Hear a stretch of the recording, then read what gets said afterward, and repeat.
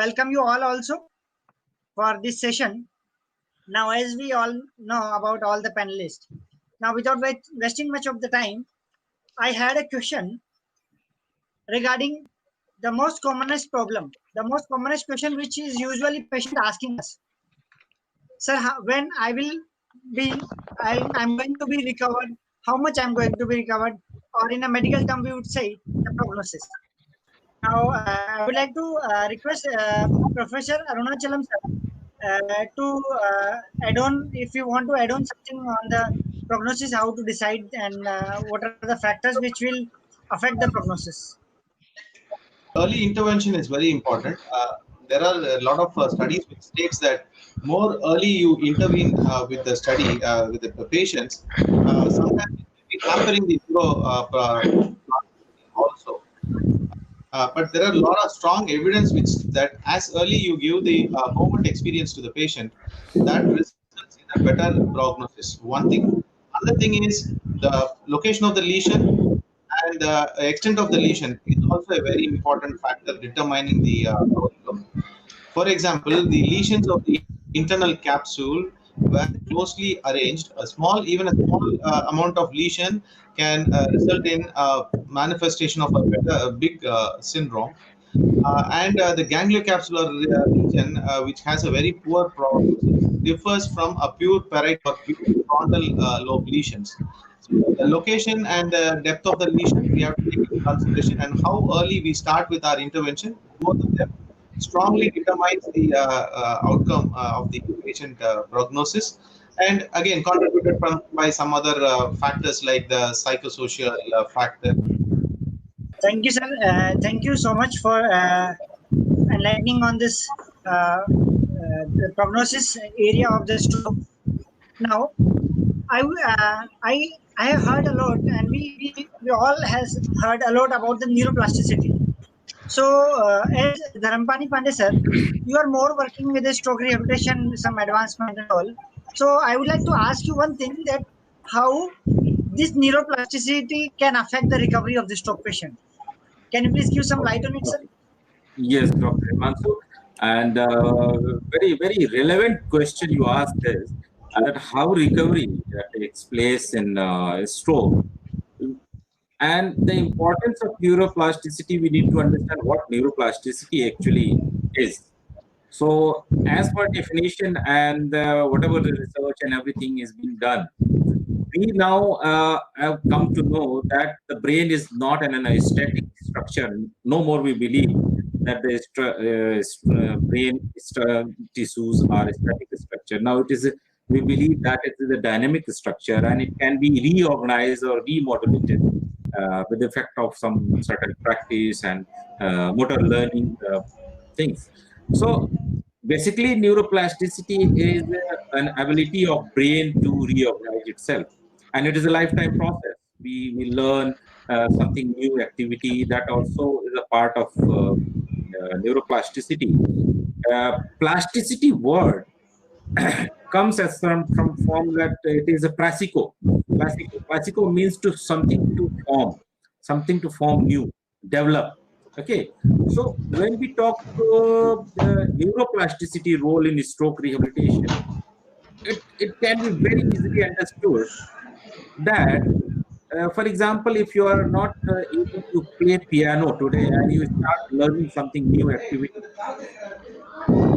I'll be looking after the keys, and every time I think I perceive that I'm going to press certain key, I have to look at and press, and something it happens to typing also. So my motor behavior, how my hands are working automatically, and how the motor pattern is getting generated. This is where neuroplasticity play a role in stroke rehabilitation. So what happens when, I'll tell you one more example. Every day you go, for example, every day you go from your home to your office, your clinic, right? And sometimes when you find out there is a some chaos or some bridge has fallen off, and you cannot communicate through that path, which was the regular path to reach to your clinic. So what will you do? You will try to find out certain new path, and show certain new roads to reach to your destination. So this is exactly how the neuroplasticity play a role in forming a new connections and within your brain, and having a re-establishment of a new neural pathway, so that the movement execution takes place.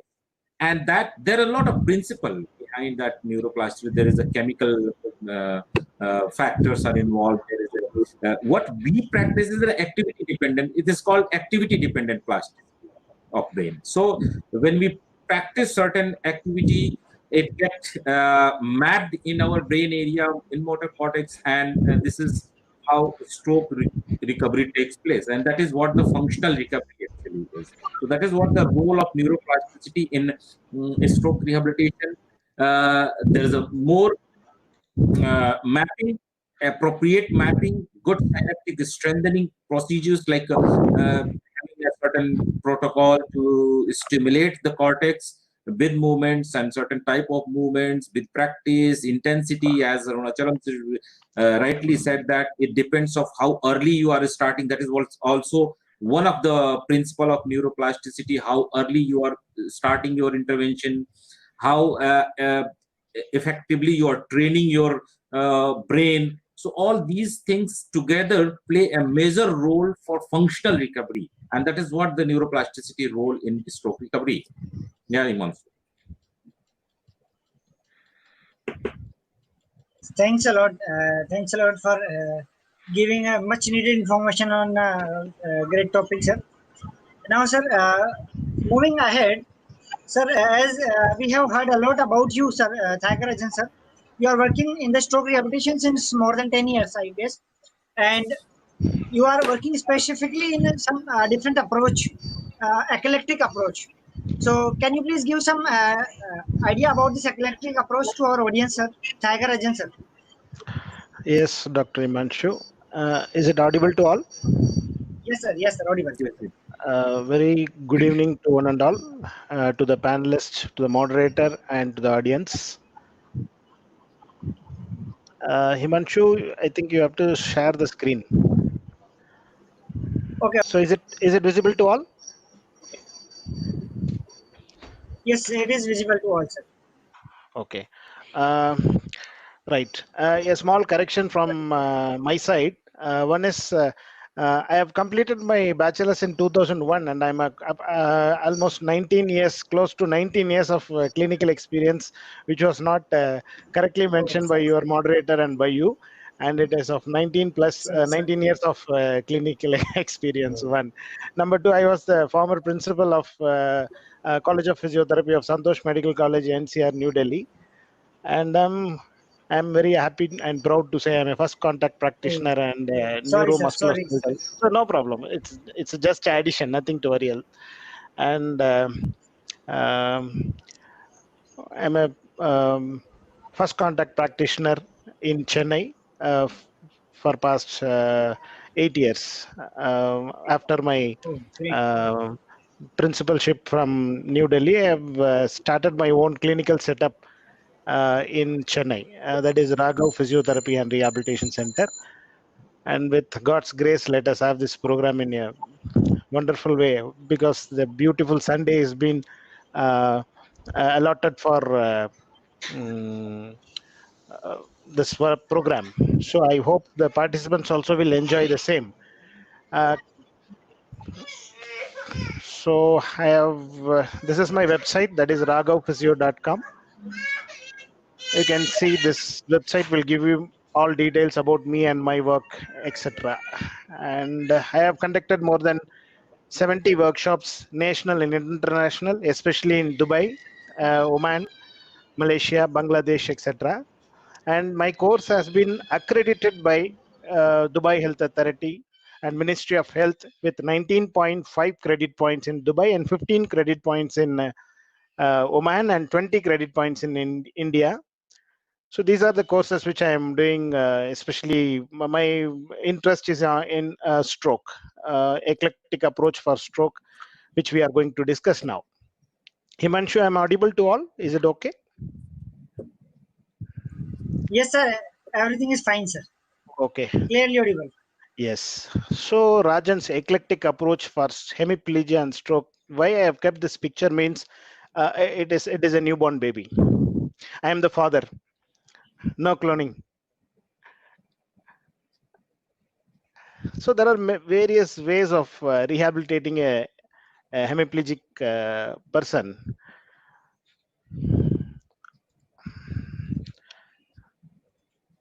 So once we see, there are a lot of approaches available in our profession.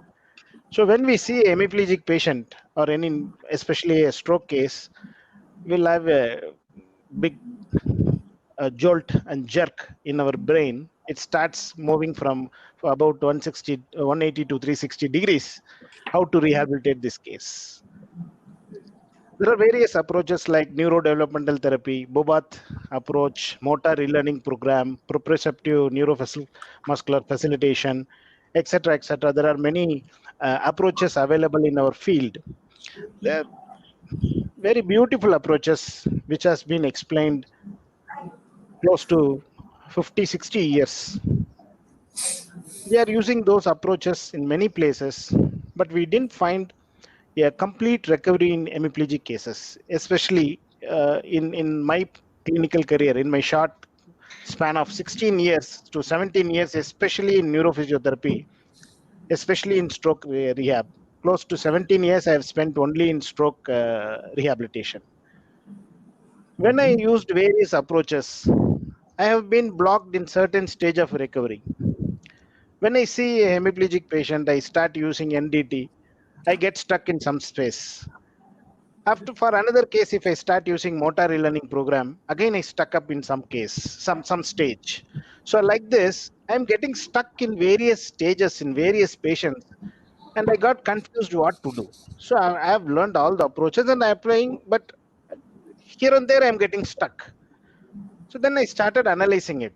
Why I'm getting this stuck? Where the problem lies? Then there in those days, and even now also, people should take my opinion in a positive way. Please make sure that I am not in intention to hurt any approach or any person who favors or qualified in those approaches. There is a habit of comparing approaches. NDT is the best. Bobath is the best. Motor relearning program is the best. Like this, people used to appreciate and people used to magnify, glorify their approaches, what they have learned.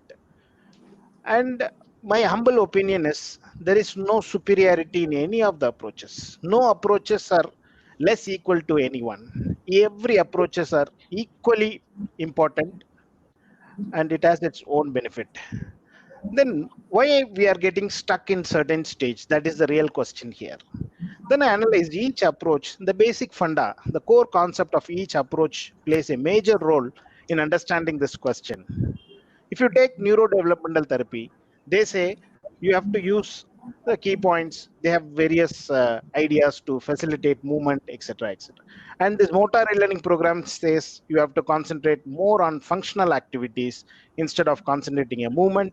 We have to go on motor relearning of the task. So it is mostly a task oriented, goal oriented, functional oriented approach. So if you take Brunstrom says mostly of reflexes. You have to use reflexes to initiate movement. We have to go with synergy facilitation, and we have to develop the synergy, then break the synergy, then finally get the individual isolated movements. Here the problem lies. Once you start developing synergy, you will stuck in full synergy stage, and it is very, very, very hard to come out of the synergy and to get into a near normal movements. That is the biggest drawback in Brunstrom movement therapy. This is one point. And the second thing is each approach is useful in certain stage, in certain component. We can't use NDT to initiate or facilitate a flaccid muscle, though they are saying there are some facilitatory key points, everything, but the amount of stimuli is not sufficient or efficient to initiate muscle contraction. That is the initiate a muscle contraction, or you initiate a movement. That is one of the biggest problem when we use NDT. Though the NDT people will have a different answer, but being a stroke practitioner for 17 years, this is the lesson I have learned from various approaches in various stages. If you take motor relearning program, the same problem in acute stage motor relearning program, the patient is having a flaccid muscle and there is no movement. It is nil, completely flaccid paralysis. There is no point of training a functional activity in such case. So every approach is useful in certain stage and in certain component. For example, shoulder. Some approaches will give you a fantastic recovery in shoulder. Some approaches fails to do so. So each component, each stage, each patient approaches plays a major role. So we should not compare. This is my humble opinion. No, don't compare any approaches. No approach is superior to the other. That is the actual fact. Every approach is equally important. Now, what is the solution? So we know every approaches, but we should know how to apply those techniques to the patients. So current status of eclectic approach for stroke. It is accepted that no single approach can be useful in stroke. Stroke physiotherapy. Eclectic is the only solution. This is the actual fact and truth accepted by the world neurophysiotherapy people. When I have searched, so I have got some evidences. In 2012, in Journal of Health Sciences from Poland, eclectic versus specific approach within contemporary neurological physiotherapy. This was the abstract research article which I have read. The conclusion says eclectic approach is one of the dominant approaches within contemporary neurological physiotherapy. It is the future of stroke physiotherapy. And the other evidence says physical therapy interventions for patients with stroke in inpatient rehabilitation facilities. This is a wonderful research done by Americans. 972 patients with stroke. It's a huge population. See, taking patients, getting stroke patients fitting into your criteria. That is, after seeing the inclusion exclusion criteria, if you take 20 patients of stroke, for your study, if you checked with the inclusion and exclusion criteria, you will find only 1 or 2 patients out of 20. So getting 972 patients with stroke is a huge client base, and it's a client sample. So they have done 6-month rehabilitation in US with different approaches, but they finally concluded no single approach or techniques proved beneficial. This was the conclusion which was given in that article in the Journal of Physical Therapy. So it is crystal clear that there is no approach, a single approach is going to be useful in hemiplegic patients. So that is very crystal clear what I learned, what I experienced, and what I read, and what the evidence says. Dr. Himanshu, am I audible? Yes, sir. Yes, sir. You are audible, sir. So, yes, sir. Yes. Coming to the eclectic approach. So the definition, the eclectic approach, the definition is eclectic approach involves the formation of a new theory, which is produced from a combination of several other theories and which ultimately replaces the other theories. Simply, the meaning eclectic means deriving ideas or theories from a broad and diverse range of sources. So we have to collect the relevant ideas, relevant theories from various sources, and we have to put into one. That is called eclectic approach. I used to tell to my students, like in a simplified way, if you eat pani puri, that is our eclectic approach. You need puri, you need masala, you need that gravy, you need different items to make a pani puri or a bel puri. So it is like it's like a eclectic approach. You have to collect various ideas, various theories, and you have to put it together to form an eclectic approach. An eclectic thinker is one who selectively adopts ideas from different sources and combines them in the development of a new theory. So that is eclectic approach. That is the only solution. This eclectic approach, taking a right technique, that is selecting a right technique to a right patient, to a right component in a right time will give you right improvement. So this is the right principle which I believe. So we have to select a right technique. That is very important, to a right patient, to a right component in a right time. If you take, for example, shoulder. Hello. For shoulder, we have a lot of techniques available in motor relearning program. We have in Brunstrom, we have in Bobath. Various techniques are available from various approaches. But which technique to be used to shoulder component in the acute phase, that matters a lot to that particular patient in that particular time. That matters a lot. So this Thank thorough evaluation, right patient selection, the right component in the right time will give you the right improvement. So this right principle is the basis for eclectic approach. So regarding we discussed a few, one of our panelists have given a beautiful explanation for prognosis, regarding prognosis of stroke. The thing is, hemorrhagic strokes, early treated hemorrhagic strokes will give you wonderful outcome. Early treated hemorrhagic strokes will give you wonderful outcome. You will get excellent recovery.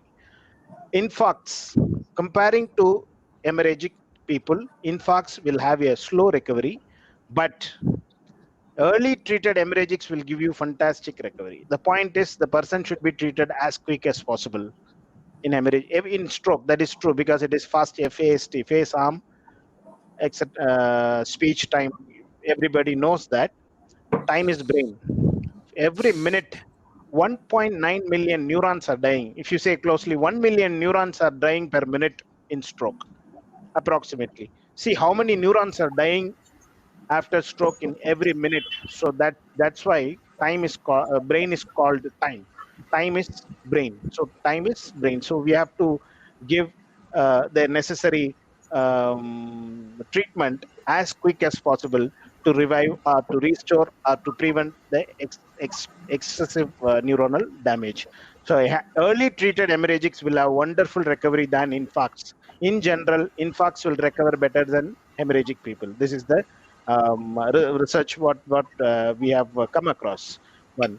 And the next is on this eclectic approach concept. I am not going to deal because this eclectic approach is a 4 days hands-on workshop, so we can't speak in 10 minutes or like that.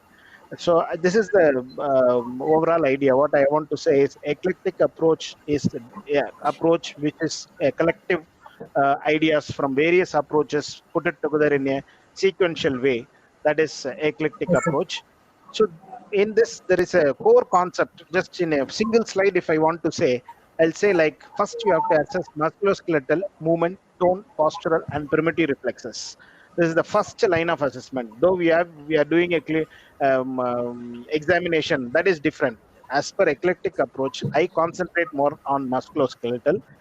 Then I'll always say you approach a hemiplegic patient in two ways: one in orthopedic physical way and in neurological physical way. You have to find neurogenic factors which hinders the movement.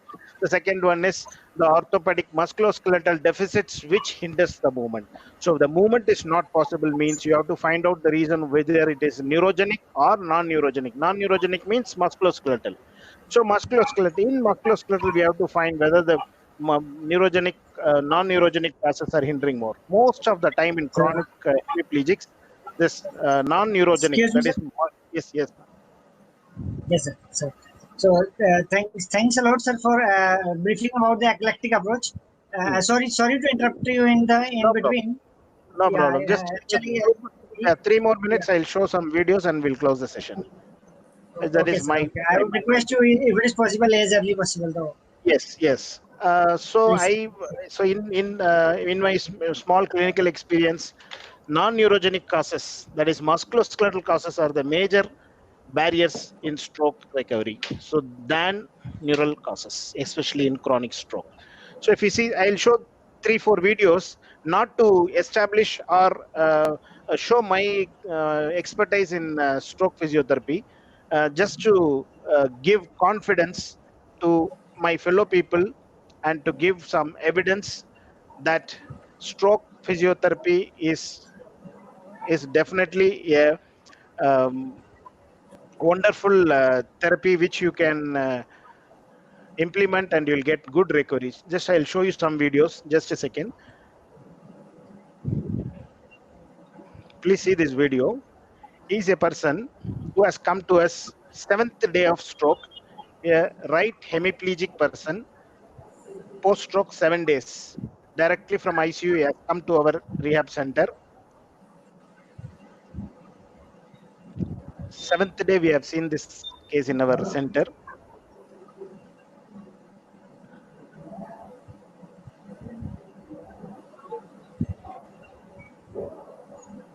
See, it doesn't have even static control. It's completely flaccid right hemiplegic patient. He has come to us on February 1st week. Within few days of our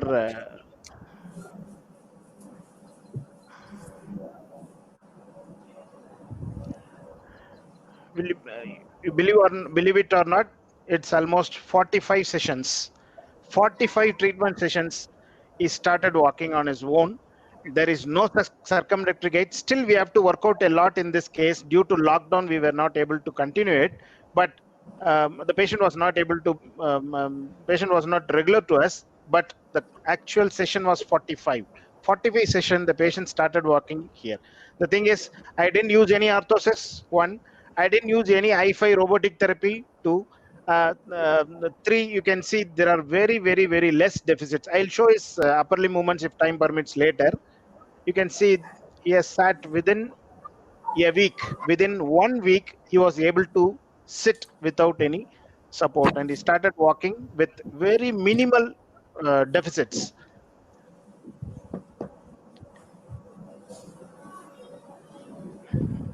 I'll show 2 more videos, and I'll hand over the session to other panelists. Other panelists, please bear with me.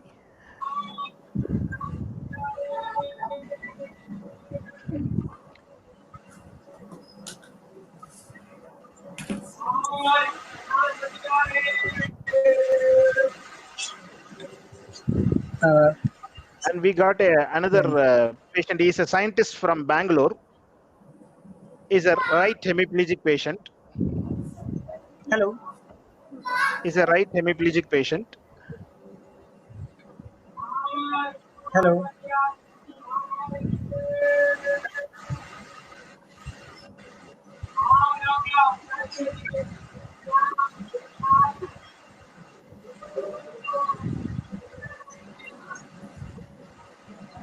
अंतिमा या कोई है क्या यहाँ पे? अंतिमा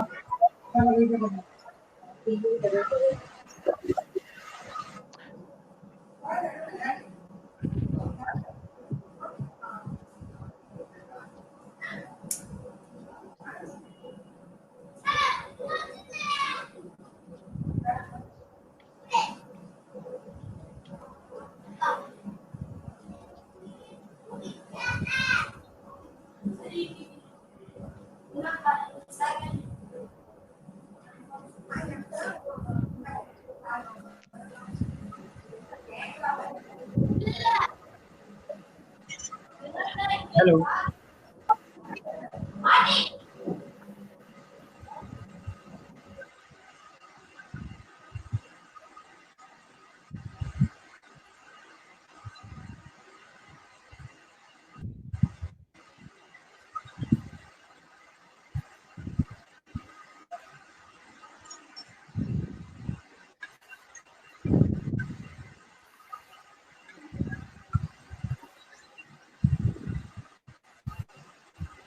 I think the streaming is very slow. Yes, sir. Actually, there is some network delay also. So Because my presentation is almost 40 to 50 seconds, more than a minute. My session is delayed in live. yes, sir. There is some network delay always, and even though some delay can be there on the YouTube also. Yes. So please bear with the technological problems. So he's a scientist from Bangalore. He came to us after 1.5 years of post-stroke, tried various therapy in Bangalore. Then he has come to us. You can see the fantastic improvement, and you will wonder by seeing this fellow riding a two-wheeler in our center. The same person is riding. This is my parking area of my rehabilitation center. You see how beautifully he drives the scooter. and I'm happy to say he is back to his work, and he is a scientist in Bangalore, and he is driving his vehicle in Bangalore traffic. You can see this gentleman, how beautifully he drives. Yes. This is our parking area in our rehab center. So he Thank you, can sir. drive beautifully. He is driving the thing, and we have, so due to lack of time, so I'm not able to show other cases. See, this is this approach, and my lecture and my point of my specific thing is, there is no real plateau. There is no real plateau in hemiplegic recovery. At any point of time, at any point of stage, at any age, a person will get recovery. So eclectic approach is one of the best solution. Motivation to learn, update the skills and knowledge, and to serve the profession is the utmost requirement of every Thank physios. That is the requirement what we have, what we should think. Hello. So thank you, sir. Thank you very much. And with I had a humble request that I would require answering some other questions from participants. Yes, please proceed. Tanigura.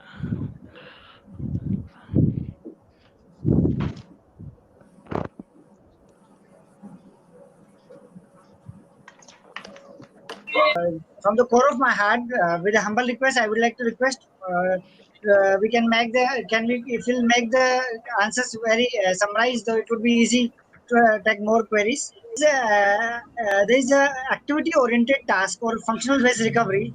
So I would like to invite Professor Arunachalam sir to give your views on the functional based recovery or functional based approaches, because it is now very common, and mostly in the researchers it is somehow we talk about the functional and functional recovery. So what the evidences say, sir? Functional based recovery in the stroke. Arunachalam sir, please. Because the brain remembers the task or the function, the combination of movements rather than a single movement. So that's why the functional based activity are all against giving single plane movements to patients. We can classify the approaches which are available currently into impairment based approach, for activity based approach, and functional based approach.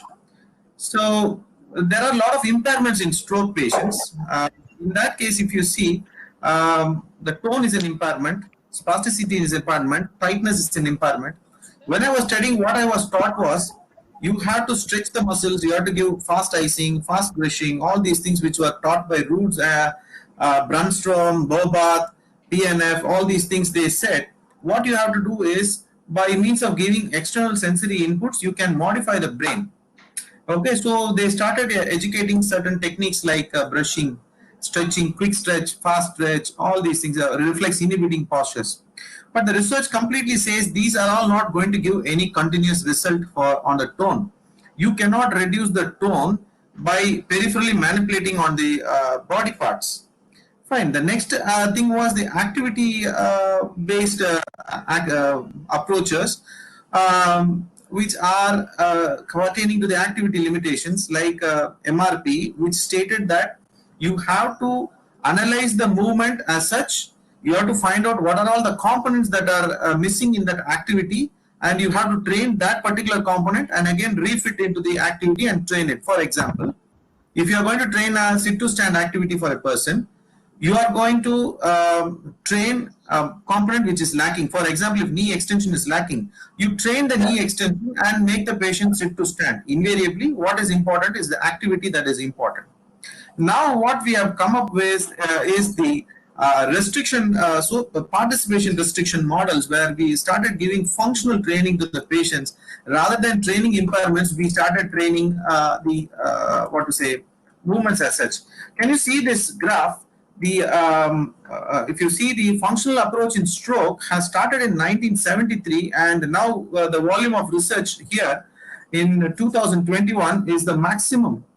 Now the trend is on functional training, where people say that you cannot modify the brain by means of giving external things.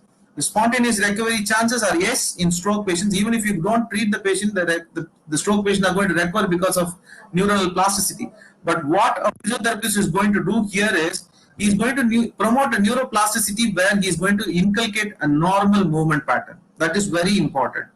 So all these impairment-based activities like which are attesting to spasticity, synergy, abnormal reflexes are all giving way nowadays.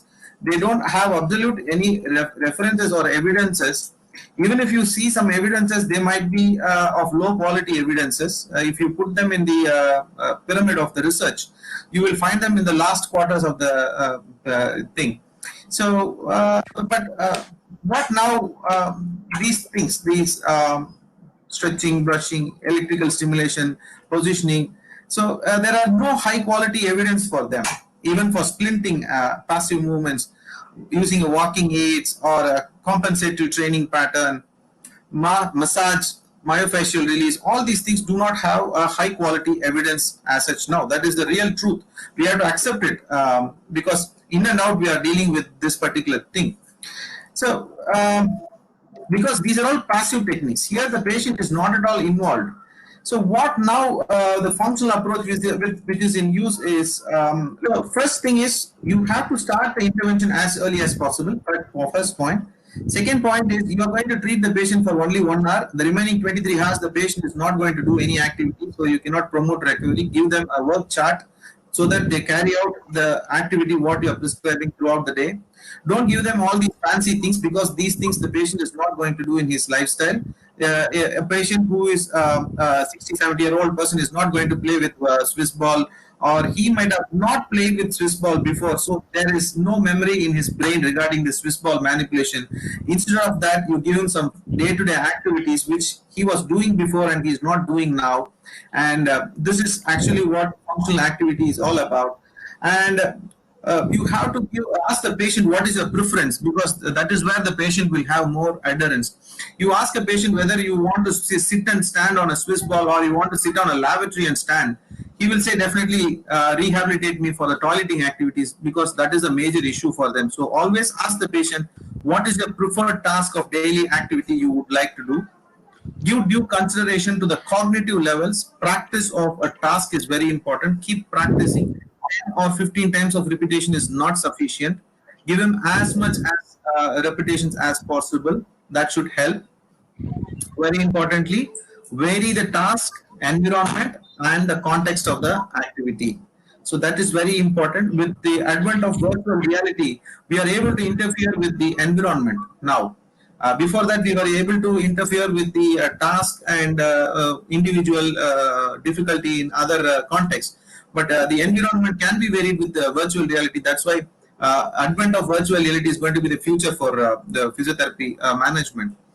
And give a lot of feedbacks to the patient, feedback about the performance, feedback about the accomplishment of the task. All these things are very important. And to sum up, I will tell you, the functional based approach is catching up everywhere. But in Indian scenario, we are finding it very hard to accept that the Bobath, Brunstroms are all do not have much evidence. Somehow we still keep practicing that. If you ask me, I think I may contradict a few of the previous presentations, but I can tell my school of thought, right? So your brain remembers movement, activity, function, not individual movements. So if you ask a patient to do shoulder flexion, in his entire life, he might have not done an isolated shoulder flexion. He might have done some activity based upon the shoulder flexion. The Bobath also later on felt that this approach is not going to work out on a long run, so she modified it as a functional based approach. But what functional based approach she is mentioning is she is going to treat the impairments initially and she is going to come to function at last, but that is not going to happen. I have seen patients who do not have an isolated knee extension. In an open kinematic chain, they were not able to do a knee extension, but when you ask him to do a sit to stand activity, he used to do. People who do not have wrist extension, when you give them a comb to do it because this is recorded in his brain. So he's going to retrain that. So that becomes very easy for the brain to recall such registered activities, and the wrist extension happens with the normal movement synergy if he's trained with. So that is my opinion regarding the management of stroke with functional based approach, which has a fair amount of a good amount of research support going forward. Thank you, sir. Thanks a lot for giving a great information and actually much needed information, which we usually miss. Sometimes we do with the anatomical movements and all, but the research suggests yes, obviously, functional movement and functional task-oriented training is definitely needed. Now, as by this topic, I would like to come back again to the Dharampani sir. As sir, we have heard that you are doing something with functional movement analysis and treatment strategy, FMAT approach. It has been developed by you on. So, can you please give some idea about it, sir? What you are doing with the patient in this FMAT approach, Dharampani sir? Just, I think Dr. Arunachalam has already explained that, and I totally agree with that. And that is what the my functional movement analysis and treatment strategy is. That, Dr. Arunachalam, you also agree with me that the latest what we studied in Bobath and NDT, that we practice in a hypothetical assessment model. So actually, when I was 10 years back, when I was treating a stroke patient, I was feeling very difficulty in treating those patients. Like if you look at my qualification, you will find different set of qualifications like Pilates, there is a manual therapy, osteopathy, and neuro. Basically, I am a neurophysiotherapist. Why I studied those? I just traveled across the world to learn how these different signs look at the stroke patients. And what I concluded, that there is a peripheral component like muscle, soft tissues are also important in treating a stroke patient rather only having a motor training. So coming to the point here, Dr. Arunachalam very well explained the importance of functional task practice. Movement, brain understand only the task, not the movement, individual movement. It is very important to train. What this approach says, that we train the patient any impairment in a most easiest way.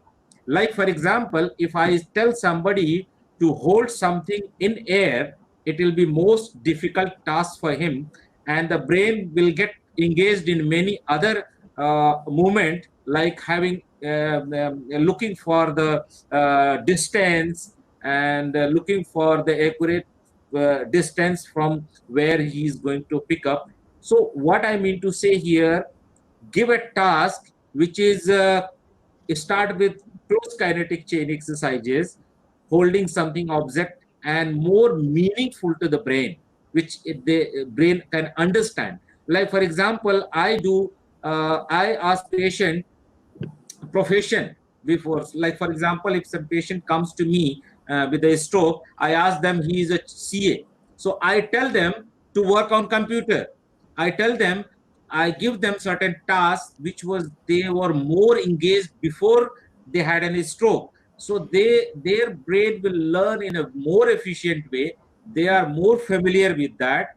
And like for example, if I'm my objective is to make a person walk, why I'm making limb to get strengthened?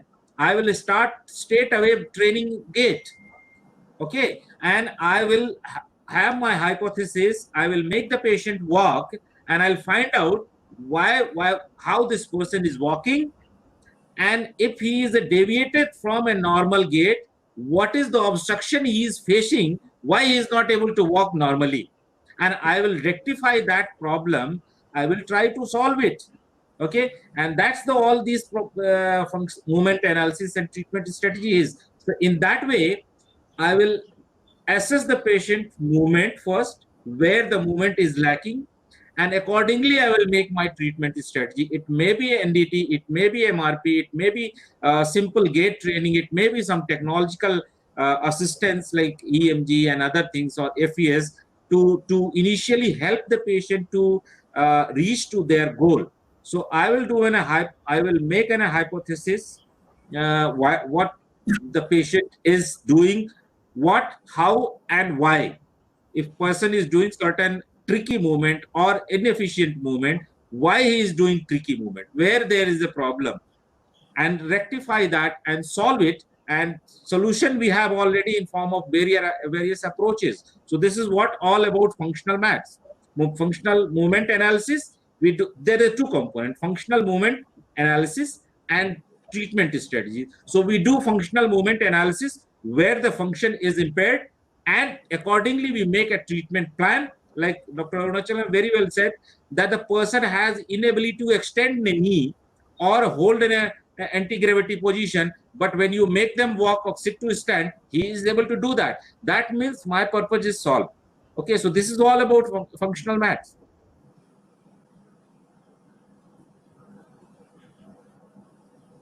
Right, Dr. Himanshu? Thank you, sir. Thanks a lot for such a great information on the functional movement analysis and treatment strategies. And now this era has come. Now we should go with the functional approach and functional recovery of the patient. I'll show you one video. Dr. Himanshu, yes, sir, please, if you allow me, I'll just show you one video. Definitely, sir. How if we take care of our you can show, sir. You can show. The screen is available. I can show this video. You can just have a look at this patient with a stroke.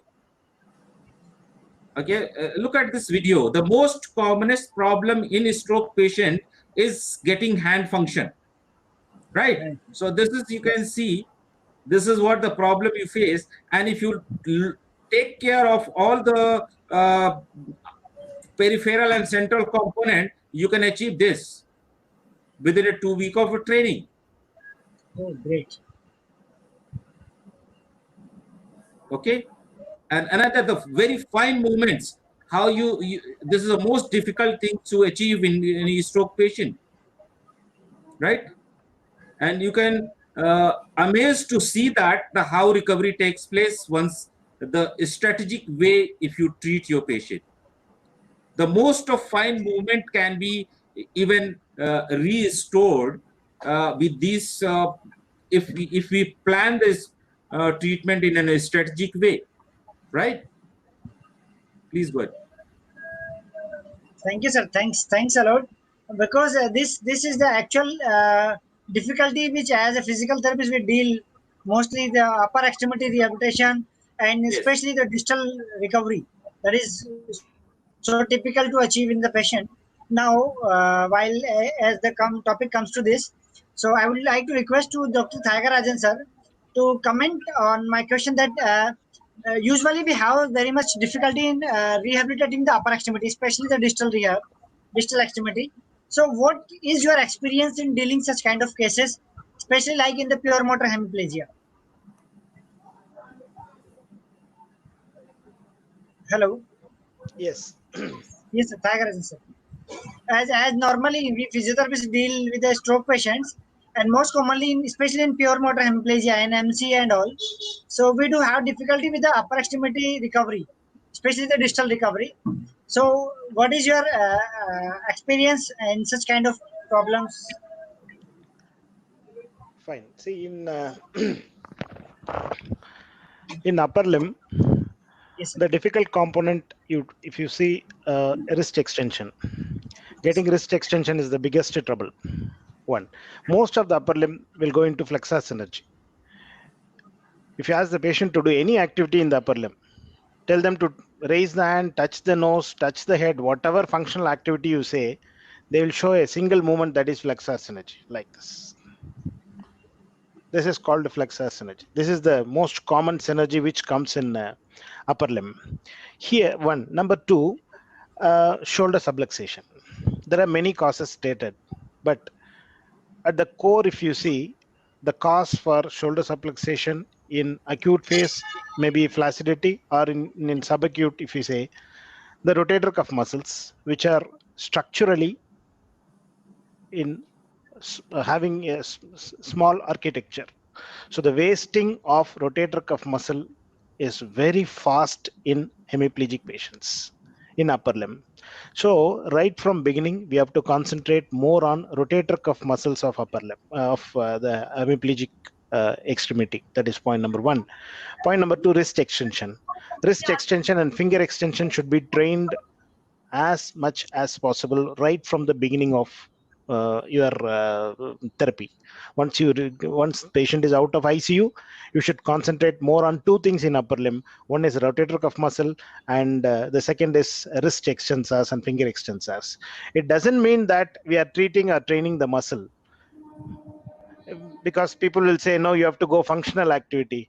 Just a simple logic question. A patient comes out of ICU with a flaccid extremity. What functional activity you are expecting the person to do? He's absolutely flaccid. Or you take in a subacute case or in a chronic case, if whatever activity you say, the person is going to do with flexor synergy like that. So in such cases, our aim is not to train the muscle, not to train the muscle. We have to save the muscle. That is the biggest thing we should understand in this. We are not training the muscle, we are saving the muscle. If you lose the architecture of this muscle architecture or muscle mass in rotator cuff of hemiplegic shoulder, that ends the show. You will not achieve all the functional activities what you expect in later stage. So in acute phase or in whatever phase, musculoskeletal component should be addressed a lot. That is the first and foremost thing we have to do. Wrist extension and finger extension should be concentrated more. The biggest thing which I have, the biggest mistake, or you say, in many states I have given lectures and workshops. Many participants in various parts of India used to say, they used to give that smiley balls and ask the people to do finger flexion exercises. That is the biggest mistake what they are doing, because whatever you say, whatever you give finger flexor activities in acute stage or in a spastic case, once you start facilitating flexor, if one component is strengthened more and more, the opposite component will be weaned off from the brain. So that even the neuroplasticity concepts also in few areas addresses this. So once you start facilitating the flexor movement, it facilitates flexor synergy, it facilitates your flexor spasticity, it facilitates the flexor tightness of the wrist, finger and wrist muscles. So you have to concentrate more on wrist extension activities. Though you are going to, yes, of course, you have to train functional activities in your wrist and fingers, but in such cases also you have to give more importance to wrist extension and finger extensor activities than finger flexor activities.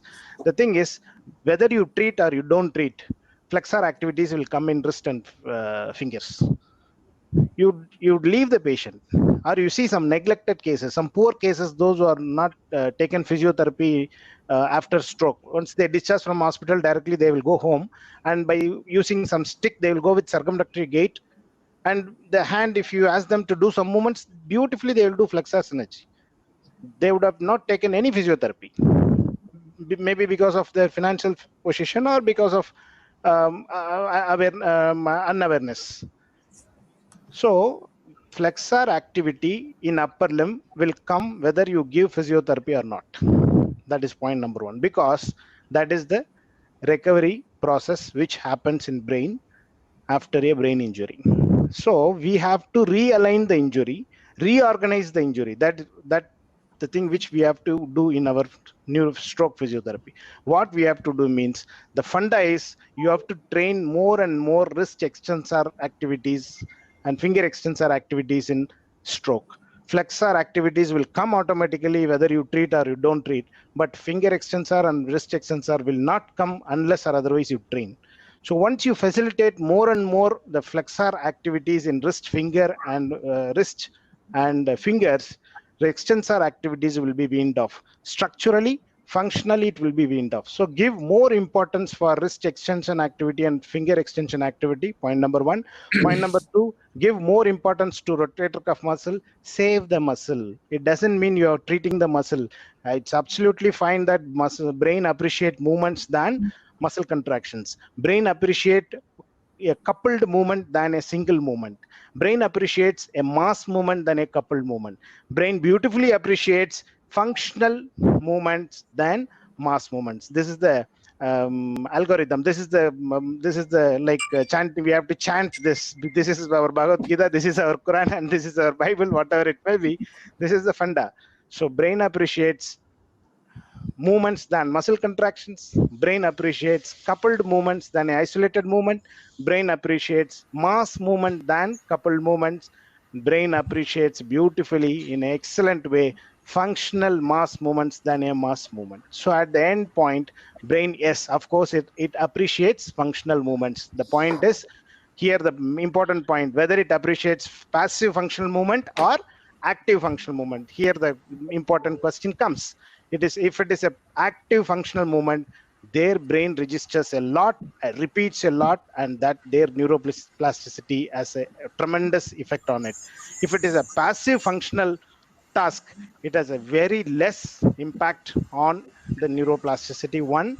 Number two, by the same time, we will lose the musculoskeletal integrity in the affected extremity. So we have to definitely work on musculoskeletal integrity in acute or subacute or chronic stroke, than concentrating your functional tasks. So in flaccid case, what functional task you will give? In a flaccid upper limb, what functional task you will give? You can go bimanually, or you will make, you have to passively keep a cup in the patient's grass, and you will hold and ask them to take. This all becomes passive functional tasks. So of course we have to concentrate a lot. Various researchers says, but I am a pure stroke physiotherapist handling daily 5 to 6 minimum 5 to 6 stroke patients in my clinic daily. I'm working on stroke patients in my clinic.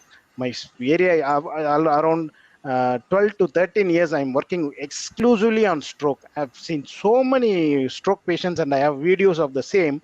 We have to concentrate on musculoskeletal integrity, definitely. Then only you will achieve the active functional task training in later stage. That will have a great impact on neuroplasticity than a passive functional task. We should not no, we have to, of course, we have to see the evidence, what says functional everything. Yes, of course, you see whether it is a passive functional training or active functional training. There ends the matter. So coming to the upper extremity, as you asked, concentrate more on rotator cuff muscle structure, because if you lose the muscle mass, if it goes into disuse atrophy, nothing is going to regain the movement in shoulder. The person will not get all the movements in shoulder to perform the activities. Then coming to the wrist and fingers, you have to concentrate more on extensors, because whether you treat or you don't treat, finger flexors and wrist flexors will come. That is the natural process of brain. So our physiotherapy will facilitate or reorganize or re-establish, or whatever word you use, we have to concentrate more on wrist extensor and wrist finger extensor activities than flexor activities in upper limb. Don't give any finger resistance exercise. Please avoid the smiley ball. If you give more and more smiley ball, brain will cry. Your finger flexors will cry. At one point of time, you and your patient will start crying because it won't go into opening. So always concentrate on wrist extensors and finger extensors activity in upper limb. Concentrate more on shoulder rotator cuff muscles structurally. Musculoskeletal integrity is the basis of movement. Then functional activity is the next. So thank you, sir. Thanks a lot, sir. We had a question in the chat box, and first of all, I would like to go ahead with that question. Then I have one more query in my mind, so I'll ask. So, if a patient achieves the function, shall we continue with the training of the function as a whole, or also concentrate on an individual component of the function? So the question goes to anyone of you who want to answer the question. I'll just, Dr. Himanshu, I'll just want to add something what Dr. Tyagarajan sir said, that what Yes. I believe that, and this is you will find the answer for your question also here, that we cannot isolate a movement, and we must not. One thing, as we were discussing about the wrist extensor or elbow extensors or anything, what I believe in, it may be my personal opinion, it may be the other panelists may not agree with that, but to facilitate extensor, I need to have certain tasks where the flexion of finger is also involved. Okay, so while facilitating wrist extensor, I'll have certain tasks, because I don't think any hand function uh, which is accomplished with doing just extension of finger or wrist or elbow or any extension.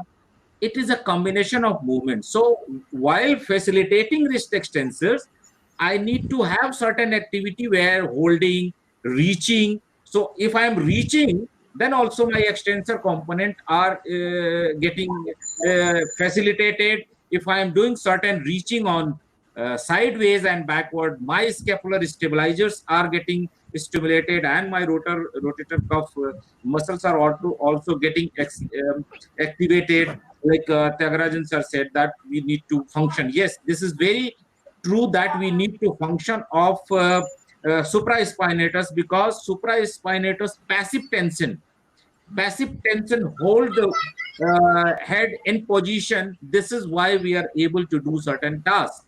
Otherwise, if the passive tension of supraspinatus we lose, then the shoulder will this sublux, and there will be problem in functional activity.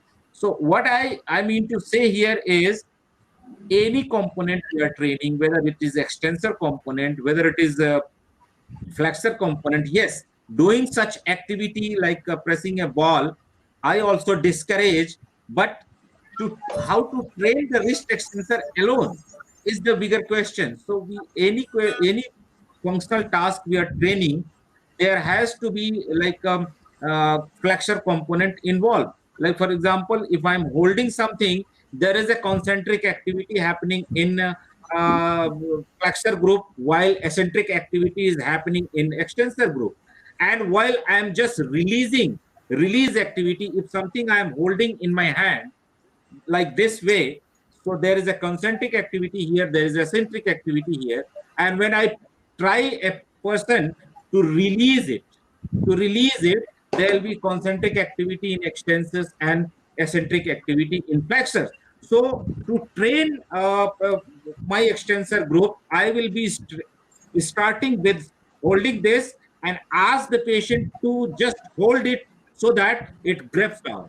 So I'll make it hold, and then I'll tell patient, just you try to release this, because the patient will have tone. And I will ask the patient, just you release this, छोड़ दो इसको, गिरने दो. Okay, so he'll try to release, and this will come down, and this is how your wrist extensor is going to facilitate it. Okay, and this I'll be doing now. Coming to your question, that whether we should do isolated training or combined training.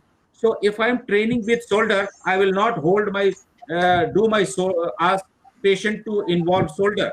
I will make stable my elbow and start practicing this, so that there is a less brain activity for stabilizing shoulder, stabilizing elbow, stabilizing wrist, and stabilizing finger. So I will stabilize the shoulder with good pillow and everything here, and I will stabilize the elbow also, and let brain focus more on these releasing activity. Once I get that, I can hold this, and then I give to just extend or something elbow, and then come to on shoulder. So this is what my strategy would be. So there is no problem in training a functional task segment by segment, and then combining it in an overall reaching or holding something function. Yeah. Thank you, sir. Thank you. So beautifully answered. Even though the next question what I was in my mind, 50% I get the answer. Now 50% it is actually from my own observation, sir. As I thought, because many times we have read in the books, spasticity is something which is not a stronger muscle. A muscle which is spastic is never a stronger muscle. It is always considered as a weak muscle. Now biomechanically, we have also read about the active and passive insufficiency. Yeah. So as 50% I got the answer. Yes, definitely. If we are training a particular movement, other muscle is also going to train. But the query in my mind is that what type of training has to be preferred in the stroke patient, because we also have the evidences eccentric strengthening. Eccentric strengthening is much better efficacious, but it has more soreness. So should we go ahead with the eccentric strengthening, or should we go ahead with the concentric strengthening? Eccentric strengthening can be of the flexors. Though we'll have, because after the strengthening activity or any activity, we have the physiological relaxation. So which funda? Actually, I get confused with all these things. Which particular thing I should go ahead with? Yes. Don't be confused. Don't be confused. Okay, Arunachal, okay, you also answer that. See, I believe that without eccentric control of a particular muscle, you cannot have an efficient movement pattern. Okay, any activity, when you walk, there are eccentric activity in your hip, in your hamstring, in your quadriceps. Without good eccentric control, your function will not be much efficient. Okay, so you should have a good eccentric control in your muscle, whatever muscle it is. Whether if I am just reaching forward, then I should have certain eccentric control in my biceps. Otherwise, my triceps is not going to. It should work. Biceps and triceps should work in synchrony. My anterior fiber of deltoid and posterior fibers and scapular muscles should work in synchrony with eccentric and concentric balance. Then only I'll be having an efficient movement. So we should have this is why it is called as the closed kinetic chain exercises, and what you say functional task training is good for good to have a motor behavior pattern to develop and motor recovery. This is why it is the research so much evidence says that functional task is more it is better option to have a good motor recovery because of this principle only. Because once you teach in a functional activity, your concentric and eccentric activity of muscle are taking care simultaneously. So Arunachal sir, you can light on something more on this. Yes, sir. I will use a practical example with Himanshu, Dr. Himanshu. Dr. Yes, Himanshu, you know swimming? Yes, sir. Okay, you know swimming, but past 10 years you have not swimmed. Okay, so you are coming back to swim, but you have completely forgotten how to swim. So you want to relearn swimming. What you do? Will you do biceps? Will you train yourself with biceps, wrist extensors, neck flexion, and circumduction, sit to stand, all these things, go to gym and work out your muscles and then get into water, or you directly get into water and try to swim? Right, I need to go into the pool, then only I can relearn. Yes, that sums up everything. If you have forgotten some learned activity, if you want to relearn that, go to the activity. Why you are going to the basic components? So for the question which was asked about the early stages of stroke, so one very important thing you have to remember is all these approaches are based on neuro movement science. Okay, there are a lot of theories like a reflex theory, hierarchical theory, systems theory, organs organization theory, task specific theory. All these theories are there. These Brunstrom, Bobath, Roots, PNF, all these things are based upon the reflex hierarchical theory, nothing more than that. When you say if the reflex hierarchical theory is an outdated theory and systems theory and organization theory have come up and task specific theories have come up, how come we say that theories which are the approaches which are based on such theories which are outdated by neuroscience to be effective on patients? So I don't see a logical thing in that. And I would like to share my screen, if you permit me, regarding how this spasticity develops, why early functional intervention is very important. I think Himanshu is... Okay. So how the spasticity develops, I have a vicious cycle for you.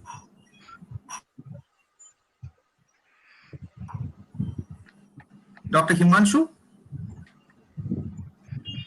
Yes, sir. Yes, sir. There was some network disconnection. Okay, let me, Dr. Himanshu, can you allow me to share my screen? Yes, sir. Yeah, can you allow me to share my screen? Yeah, definitely, sir. You can. Yeah. Uh,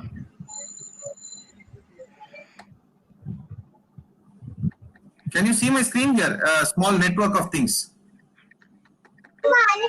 Yes, sir. Yes, sir. Yeah. So what happens in actual stroke? First is the weakness that is what develops because of the lack of discharge from the brain. The brain is not able to control a particular muscle. Okay, so because of that, you get a weakness. The subsequent pattern of weakness is learned non-use. Because of weakness, the patient will not move his limb. Okay, limb or body part or whatever it is, because it is weak. Then what happens? He will start compensating for the lost muscle, the weak, whatever muscles are weak, he will start compensating for that.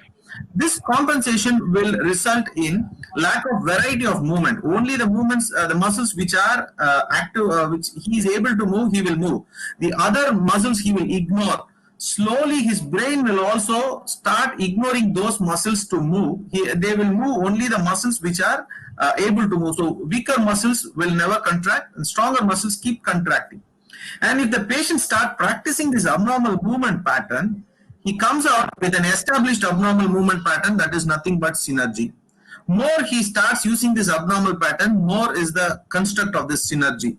Okay, so what we have to see here is spasticity. Is it a tone or the reflex? We are mentioning with spasticity, many people will say it is about tone. I'm very sorry, this is not about hyperreflexia that is called as spasticity. And it is an abnormal muscle activity because of muscle imbalance, one thing, because the biceps is fairly stronger than the triceps in stroke patients, and biceps start. The biceps starts overacting on the triceps, and again the patient is going to keep the limb in the in a mechanical disadvantaged position for the triceps. So when the patient is holding his hand in this manner, the biceps is in its mid-range and it can contract better, whereas the triceps is in its outer range. It cannot work properly. So the mechanical disadvantage in which the triceps is will contribute even more for its weakness. So it will not start working as expected. And with normal movement control, abnormal movement will go away. That is true. I agree. But how you will facilitate this movement? By means of giving the brain the experience of what it was doing before. Okay, the habitual posture, ignoring the affected arm, compensating with intact arm. Many people used to grab these both hands and ask them to lift the hands like this. That is a compensation. Using normal arm to move the affected arm, lack of sensation due to lack of mobility, development of soft tissue tightness and contracture are all the problems which are going to affect the stroke patients. So what I mean to say by this is, in the early stages, in the acute stages, well, I agree, there is no movement at all. And that is the ideal time where you can invest a normal movement pattern. Okay. So do you mean to say fast brushing or icing or quick stretch or reflex inhibiting posture are going to influence the brain? No, never. There is no documented idea of that. These are all theories. These are all theories of Bobath. Bobath's theories are not based upon research.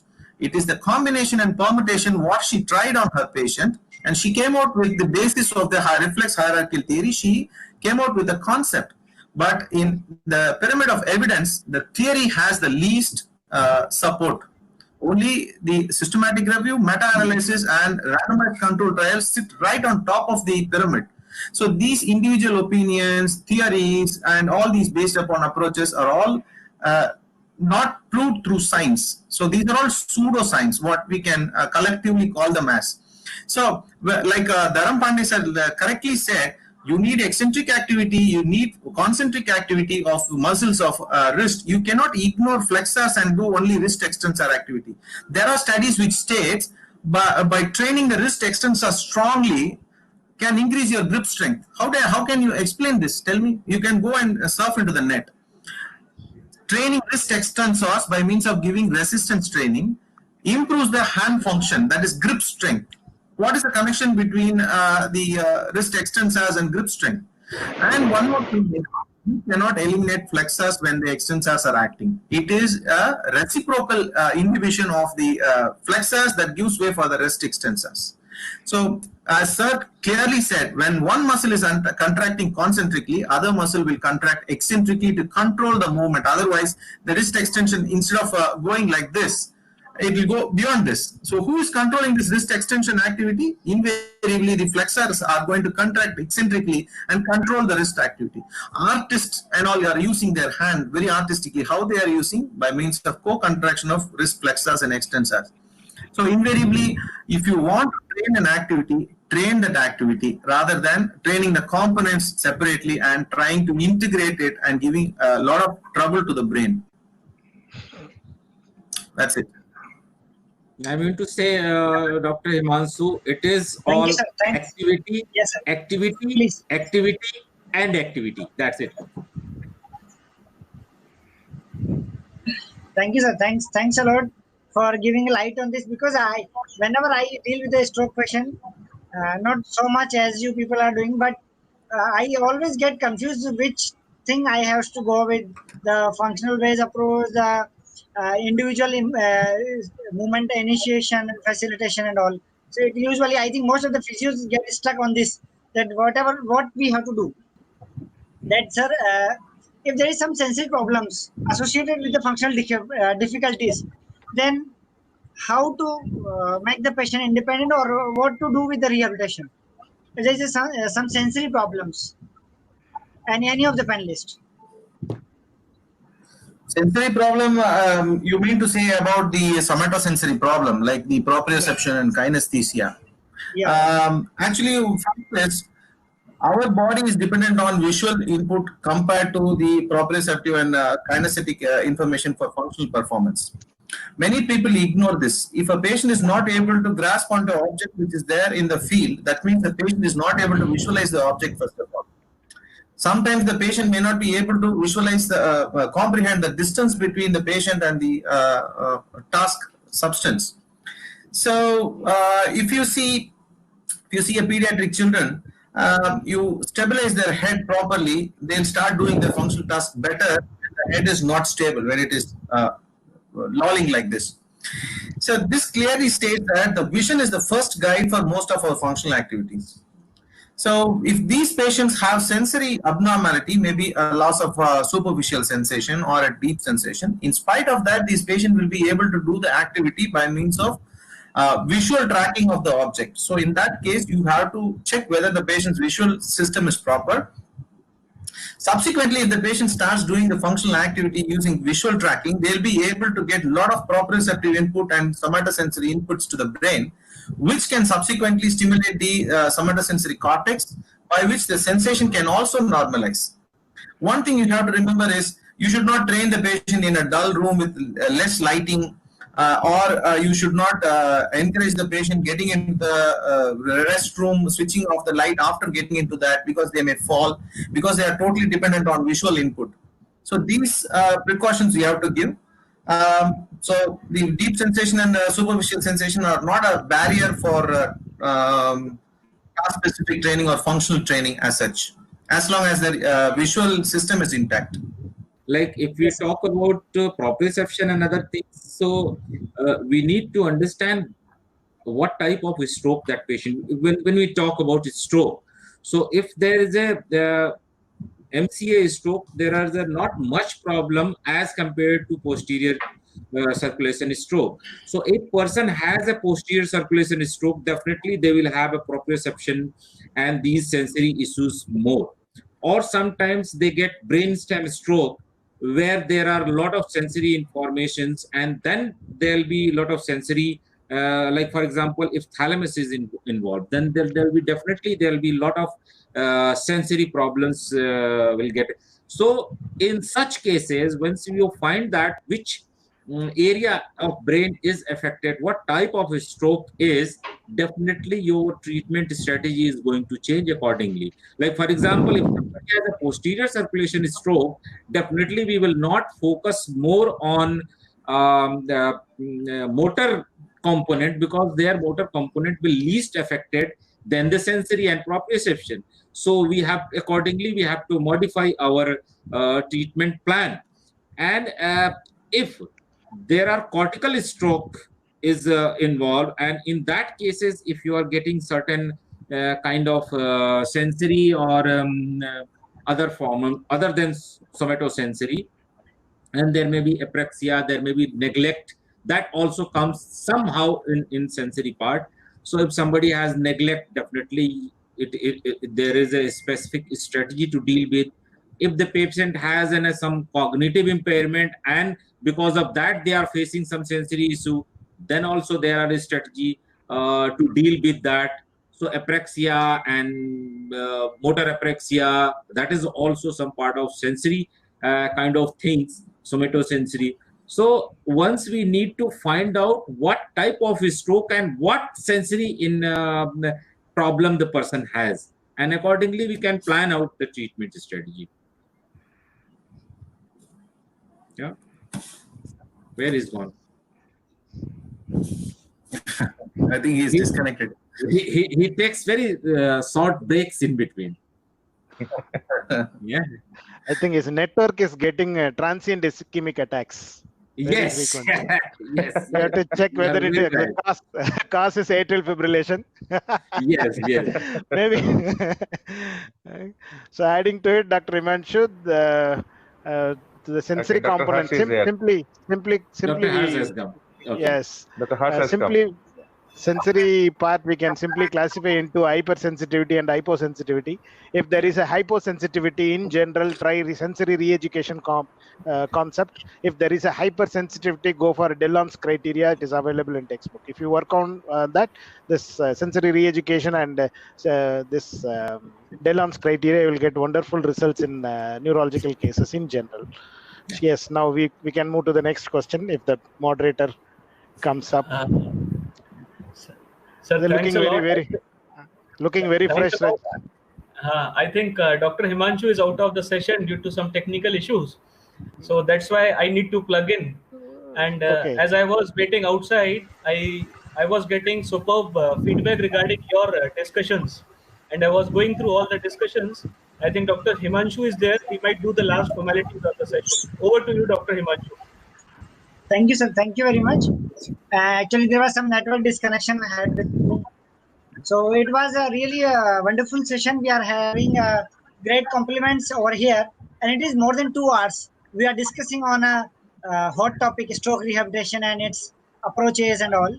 So this was actually a great discussion on this much needed topic in the rehabilitation of the stroke, and we had many participants over here. As I think around more than 400 participants had joined us live. This can be only visible on the YouTube. Here we can see, because there is some network issue, though not accurate data is seen here on the StreamYard. So it is a wonderful session. It was an excellent session, excellent discussion on the stroke rehab by such an elite and experienced panelist working exclusively on the stroke rehab, and they are having their own techniques, technologies, and their approaches, and having great experiences on the stroke rehab. And as I concluded, that definitely we can have a different hypothesis regarding the various approaches. Now it is up to you which approach you want to use, or you are comfortable, or you are more skilled to use. And multi-component approach, functional based approach, definitely having the great value according to the eligibility of the patient. Now, at last, I would like to request all the panelists to give a take-home message to our audience, though they can have some more learning in their life. First of all, Tyagarajan sir. So, in stroke rehabilitation aspect, you want a message? Yes, sir. Fine. See, I request all my fellow physios, my friends and juniors to learn, keep on updating things. Science is a dynamic one. What we say yes today will become no tomorrow. Then the day after tomorrow, something will become yes. So science is a dynamic one. The other thing is we should not blindly follow what the yes, what the no. No, we have to upgrade our skills. We have to imply on our patients. We should justify the techniques skills, whatever you learned and whatever you apply. That is very important in neurophysiotherapy. Brain appreciates each and every single stimuli, whether it is a visual stimuli or it's a tactile stimuli, whatever stimuli it is, brain appreciates and it reacts. Brain reacts for everything. Brain is a wonderful reactor. Whether you treat hemiplegic, your touch matters, your position matters, your speech matters, everything matters in stroke physiotherapy. You have to be very, very, very updated with various types of approaches or the fundamentals or whatever the advancement comes. Don't blindly follow. If you search in net, many people will say their own ideas, but it is not going to work in many places. So you have to think for each patient. Every day the patient is new.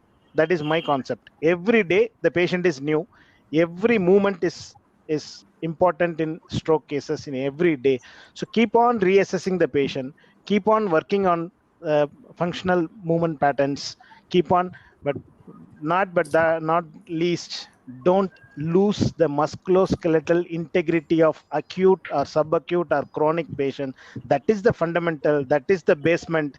Without having musculoskeletal integrity, you are not going to achieve anything, because many people will speak that is for normal brain, not abnormal brain. Abnormal brain is different than a normal brain. We speak more about normal brain concepts. We have to think about abnormal brain, especially a stroke. A brain injured scenario is totally different than a normal scenario. Since I am a academician and I am a full-time stroke clinician, per day minimum 5 to 6, maximum 12 stroke patients I personally handle myself. I won't allow my junior to do. I personally handle those cases and I record those things. So what I learned out of this is musculoskeletal integrity is definitely a important component not to be missed in any type of cases, in any stage of cases. So learn whatever possible, however possible, apply with your justification. If you get result, that is the justice and that is the evidence what you get. So you work on that, and we should justify ourselves, and we should not go with evidence, we should not go with theory, we should not say anything old. Aspirin is the oldest medicine, and it is a golden medicine for many cases. So nothing is outdated in science.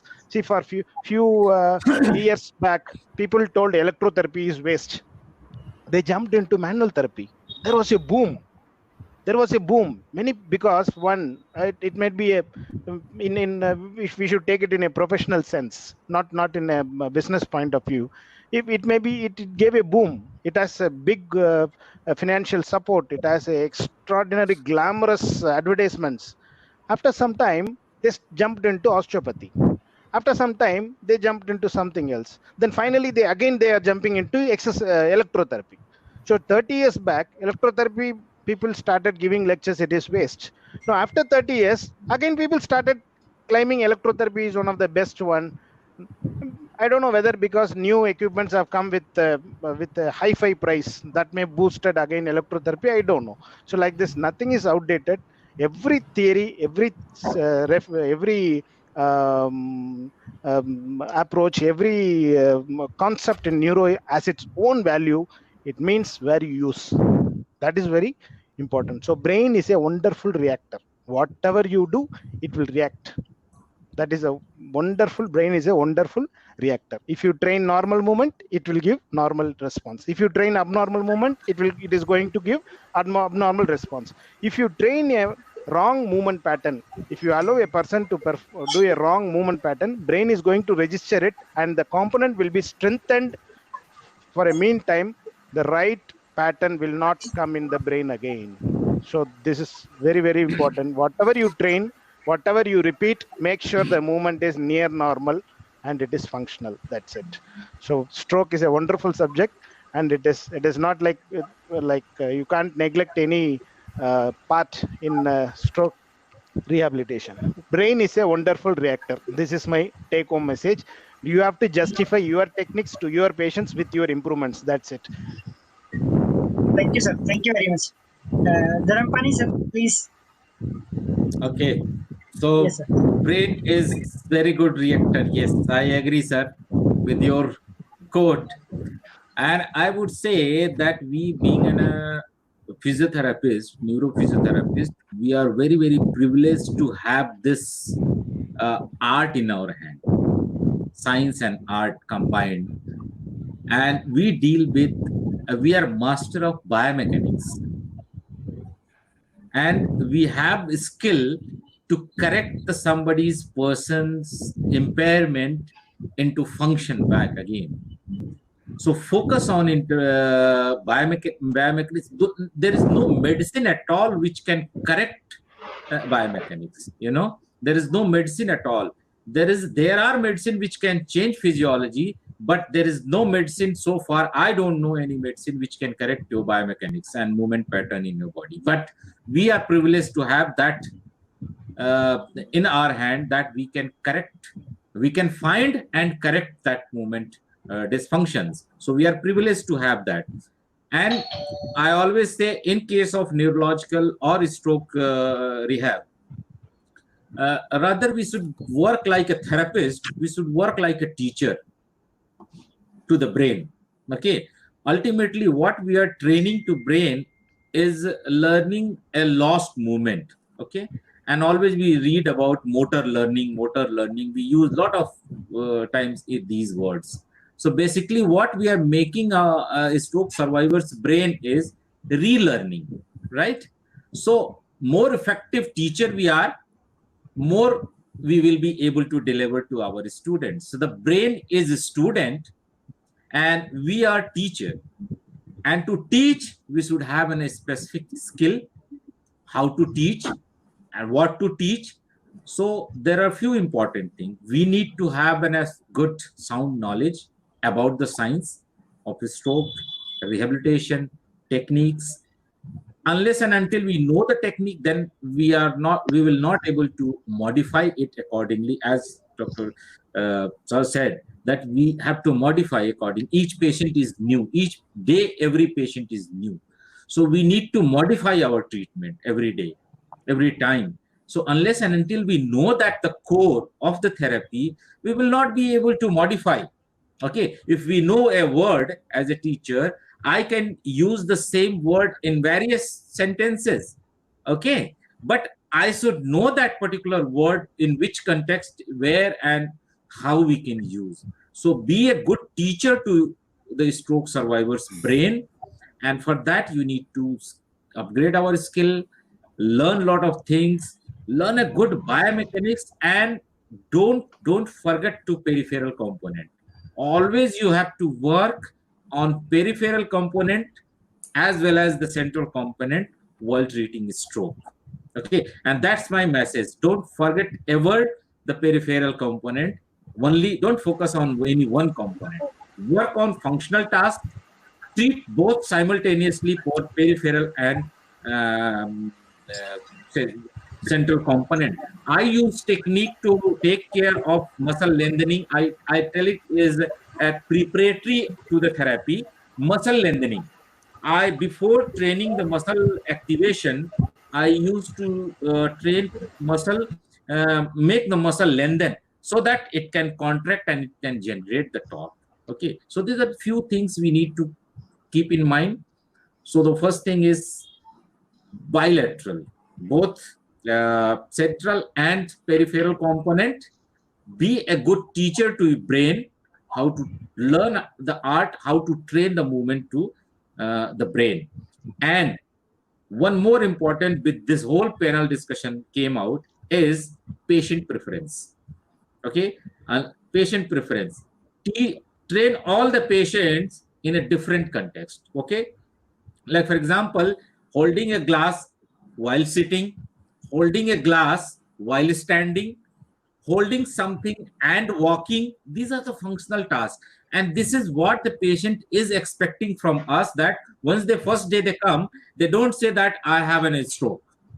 They say mujhe chala nahi jata, I can't walk, I can't hold my comb and comb my hair, I can't do on type on computer, I can't hold something in my hand.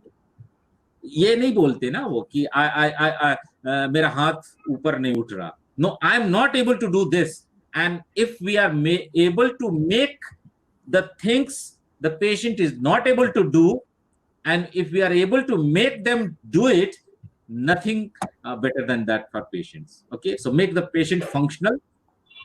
That's my message. Thank you, sir. Thanks a lot for a great message. Now, I would like to request Arunachalam, sir, to give a take-home message for the participants. Yeah, I should thank Dr. Dharam Pandey, sir, because in a panel discussion, you want some like-minded echoing, right? So I think I also learned from sir. Thank you so much for this thing. And my take-home message for people is don't be very worried about the spasticity.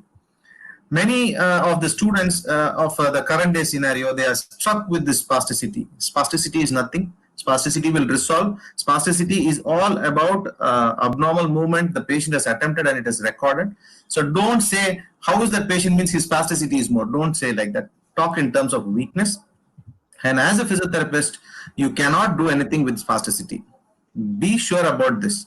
If spasticity is the only problem in stroke, every patient would have taken bototoxin and by this time every patient would have been walking on the streets if spasticity is the only problem. But mind you, my dear guys, it is not the only problem.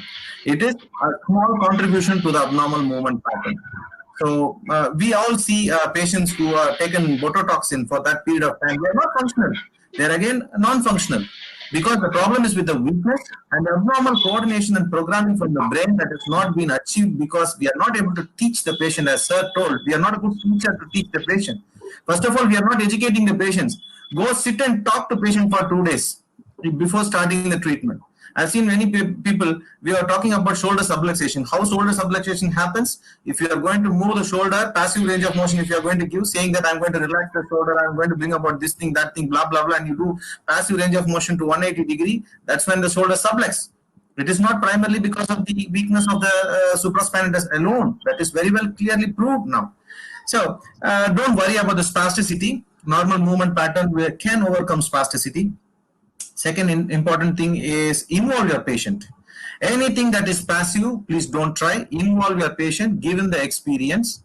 Okay, don't put him in reflex inhibiting postures, saying that this will reduce tone. But if it has reduced the tone, by this time most of the patients would have been walking. You might have seen patients who are taking stretching, these postures and all, splinting, night full splint. Next day morning the spasticity come back, because spasticity is not about your peripheral thing. The supraspinal discharge is high and your spindles are so excited, so the spasticity is going to come. So you cannot do anything much about it. Only thing you can do is superimpose normal movement. The very important thing I would like to say about the evidence-based practice is anybody can claim anything. We four can claim anything on our own. So what students have to do is you go to the studies, you read on your own the theories, you read on to the lot of researchers. As Arvind has said, there are a lot of researchers which are on the PubMed even, which are worth nothing to read. So you should know how to differentiate between a good research and a bad research, what research you can take into clinical practice, and you have to try. Out of the hierarchy of the evidences, you find the expert evidence. When people say, out of my expertise I am doing, the expert evidence is the least evidence. So the right on top of it is going to be your empirical research results. So when we practice research, definitely you will get results because they are proved. So one thing the students should know is how to identify the correct research and how to interpret what is correct. So a lot of results are coming up. So evidence-based practice is not so easy. So tomorrow, mind you, insurance policies will come for every individual. Every person will be doing taking up insurance. Physiotherapy will be covered in insurance. If you're going to write patients that I gave him stretching, I gave him roots approach, I gave him this thing and all these things, and the insurance person is going to reject your claim. Okay, he is going to stick on with the evidence which is available to him. Now many people are working as the research providers for foreign countries. We people are supporting them from back, and they know only when there is a research support, these people will claim the amount. So Again, the physiotherapist will be losing in case if he is not going to give the proper evidence to the patient. So stick on to evidence-based practice, my dear friends. Practice science rather than pseudoscience. That is my take-home message. Thank you, sir. Thanks a lot for emphasizing the evidence-based practices, and definitely it is needed. We are somewhere lacking in this area. Now, at last, I would like to request Anvesh Pradhan sir to give some take-home message to the participant. Right. I think there are many physiotherapy students also are seeing this particular program as well as professionals, right? Like there, I like to give two messages for two different community, basically the student community and the professional community. For a professional community, I will say that there is only one thing that we have to keep in mind when we are seeing a patient. The quickest we start our treatment, the best the result we get. That's all. We have to think of that thing. Now, you will say that it's all depend if you are in the position where you are getting the patient the quickest. But if a patient come after 2 months of some other issues, or maybe he has not taken treatment, whatever, then when you come, then you also remember that is also the starting point. As previously sirs has said, that brain always try to learn again and again and again. We need to teach the brain how to do the movement, and our components are our peripherals, our musculoskeletal components. We are giving stimulation from our musculoskeletal components so that our brain learns how the movement has been done, and our aim is to gain movement, so and make the patient independent. So that is the thing what we have to keep in mind. We have to start as quick as possible, set your goal properly, understand, assess the patient properly. As best, the better the assessment, the better the treatment you can do. Assess the patient as best as you can and set the goal accordingly and work for those goals. Okay, you can go for any approach what you have known, and obviously try to understand one thing. Believe on your strength, not on the book strength. Like if you have heard that NDT is doing good, if you have heard that Bobat is doing good, and you have no proper expertise on that particular thing, don't go for that. But if Thanks to you all from the core of my heart for delivering such a great information on this platform.